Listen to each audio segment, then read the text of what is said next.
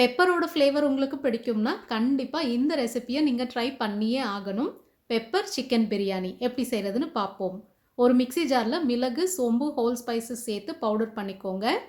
Pressure குக்கர்ல எண்ணெய், நெய், போன்லெஸ் சிக்கன் சேர்த்து நல்லா கலந்து விட்டு, கலர் மாறுனதும் 2 பச்சை மிளகா, காரத்தூள் எதுவுமே சேர்க்க போறதில்ல.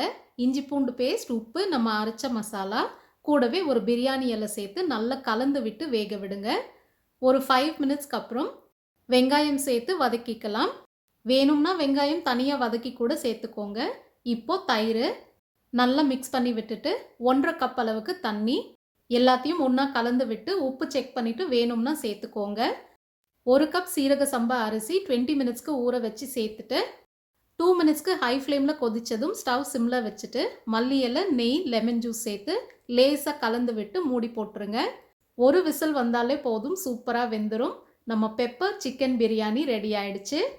மைல்டான காரத்தோட இந்த சிக்கன் பிரியாணி செம்மையா இருக்கும். கண்டிப்பா ட்ரை பண்ணிட்டு பிரியாணி லவர்ஸ்க்குலாம் இந்த ரெசிபிய ஷேர் பண்ணிருங்க.